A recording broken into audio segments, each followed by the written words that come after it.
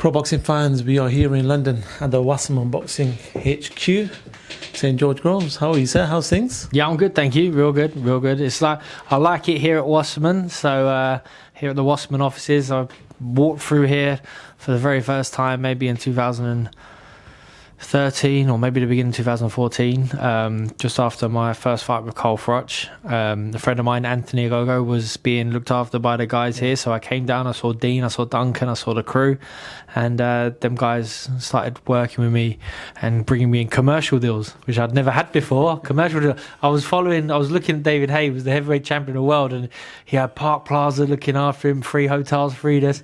I think every now and again he'd show up, it would be a Jaguar deal. He had a Jaguar deal, then a Bentley deal, and I was like, oh man, I can't wait to be heavyweight champion of the world. So I came down here. We had Beats by Dre, one of the, at the time, Beats by Dre was really cool. It was super cool brand.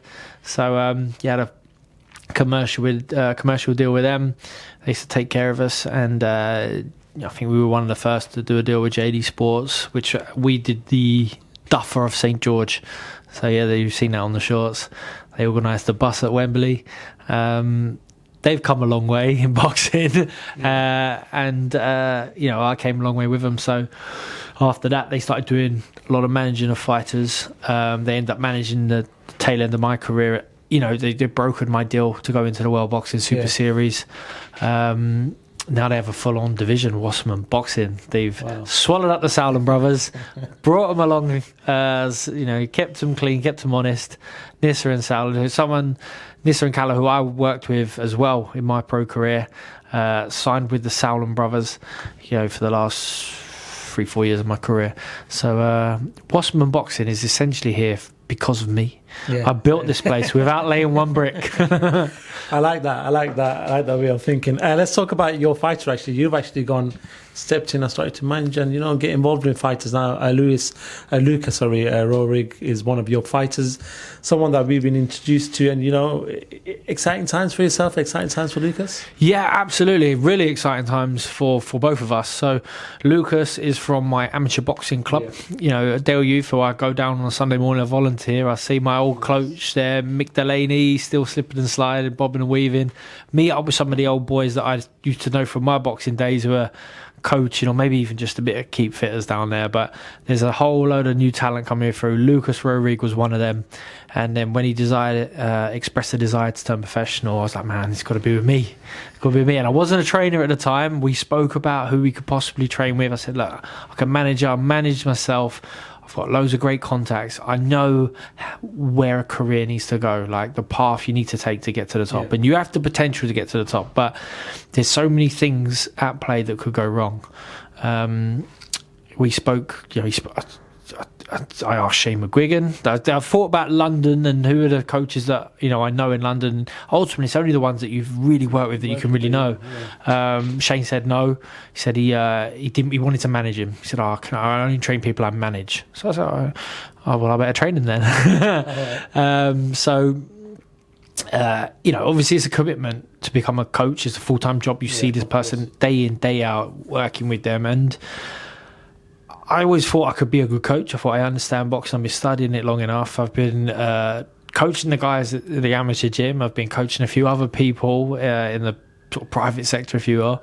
Obviously, no real contenders as such, but I knew that some one-on-one time as you get when you turn professional. It's not sharp on a Sunday morning and then whoever jumps in gets 2-3 rounds and then the next one's jumping in.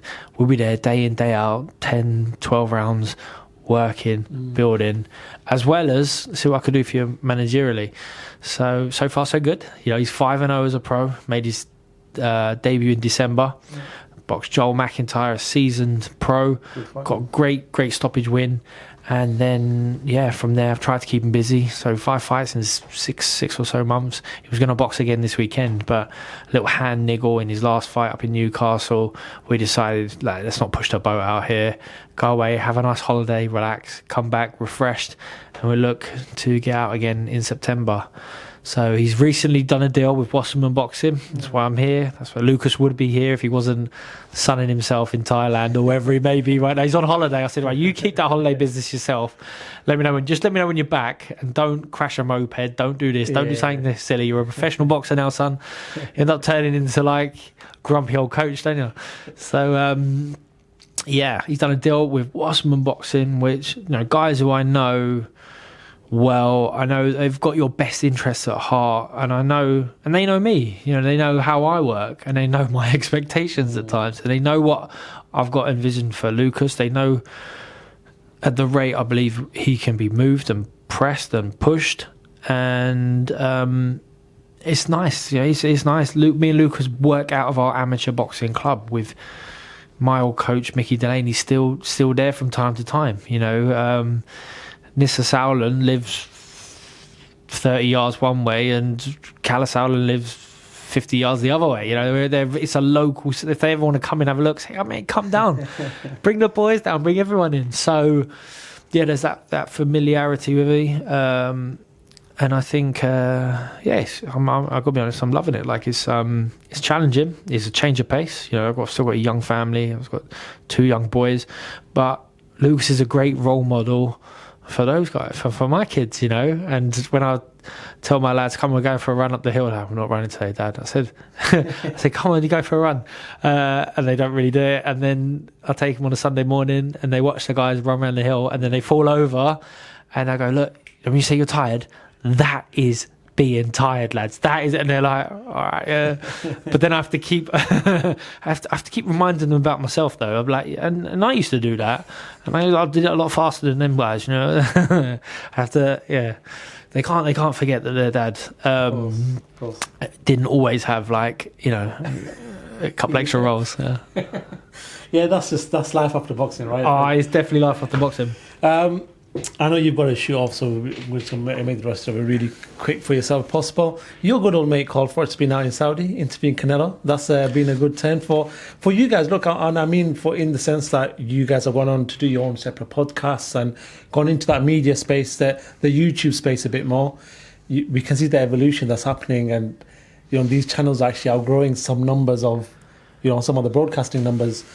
How good is it to see, first of all, your mate Carl doing it, and you're doing it separately as well on different platforms and for your own channel? How good is it that, you know, you're getting invited out to these places for your own sake now? Yeah, I mean, Carl, I'm really happy for. I think his channel is flying, and he's definitely developed a lot, you know, in the course of the last year or two in terms of his, should we just say, like, his interviewing abilities, techniques, and whatnot. His you opinions. know, and he knows what does well. He's leaned into his niche, and they do, like, you know, Manny, who looks after him, does fantastic edit. I know that, but, you know, Carl you put 50p in the back and you wind him up, and then you know, ultimately, if he just keeps talking, it will result in, you know, I will render you unconscious, El Sparko. Yeah, it's Carl. I love it. So there you go. But yeah, he's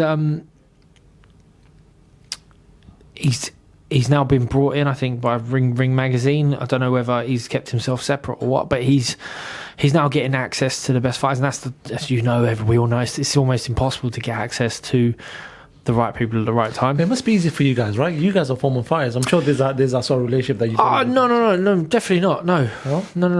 So, you know, if you have friends, like good friends of yours, you know, you have a chance to get them on a channel as such. But yeah, you know, I do my podcast, and it was tough. You know, if I don't really necessarily know these guys, then yeah, they're not that too fussed about getting on your channel. Do you know what I mean? Until maybe you get to Froch's level, where Froch has got really good numbers, so, you know, there is a benefit to you. If you're Simon Jordan and you've got big backing to start with and TalkSport's behind you, and you might even be getting paid a fee to go on his show, then, you know, it's worth your while, because, you know, people are going to see it, you know. But otherwise, yeah, it's plus I want to do it for fun, you know what I mean? So I want to cover the fights I want to cover, I want to talk to people I want to talk to, and sometimes it don't always work like that. Do you like the controversy that he brings? You know, he's telling AJ that maybe he should retire. Eddie Hearn's got involved, so it's obviously a bit crazy right now. But do you like the controversy that he possibly brings to the game, which he has done? Yeah, he loves it, Carl, doesn't he? And that's and he does it very well. I think does he go down that controversial line or not? I think stuff comes up, but half it comes his way, and sometimes it's just a response, you know. So he's probably doing that better than anyone else, where he'll provoke. He's an aggressive counter-attacker, isn't he? he presses, he pokes, he feints, and then he'll get something come at him, he slips it, and then whoosh, he comes back with his own counter, and he does good numbers. Yeah. So you got to rate him, and he's putting in the graft now. It's not just him in his room with his trophies behind him, talking about his Hall of Fame ring. You know, he's now changing. He's travelling around, isn't he? He's talking to people. He's got to talk. He's got to ask questions about them and listen to what they got to say. That's hard for some people. He doesn't actually talk about the 80,000 though. Yeah, but that is Canelo the other day. Yeah. I mean, he's at that age now. I'm getting close to that age now where the nostalgia outweighs the current content, doesn't it? You know, it doesn't necessarily. You can just keep doing the same old gag, which watch the same old reruns.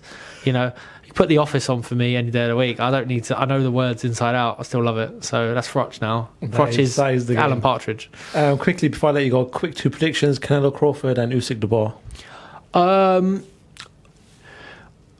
You know, I think size wins in Canelo-Crawford. Both great fighters, amazing fighters. You know, pound for pound elite fighters, but yeah, I think it's a bit too much for Crawford size wise, and I'm not sure with Usyk-Dubois now. You know, quick question: is there a different Usyk to what we saw a couple of years ago when you faced? Different Dubois. Yeah, different Dubois. Dubois has come a long way. Now got a lot more confidence behind him, a lot more skin in the game, big time experiences, and he's had that fight with Joshua where, you know, he's world champion, ring walk second. Do you know what I mean? He was not the hometown favourite, and he gone out and done the job. So that would have given him a lot of confidence. And stuff's going on with Usyk right now. You know, his manager's just retired. His best mate Lomachenko's just retired. Everyone around him seems to be winding up, calming down, settling down, finishing up. Is he good of the same mindset? And if he is, that could be a bit dangerous for him. Or has he been advised maybe that's enough, and he's like, no, you guys can stop, but I'm going to keep going. So I think now every time Usyk boxes might be the best time to get him. You know, timing's everything in boxing. Time's everything, yeah. You'd think those two fights with Fury would have. He's not come out a better fighter from those two. He's got more experience, but they're tough, aren't they? They're tough. So like at his age now, these hard fights, they're probably leaving a little bit in the ring. Dubois might get him.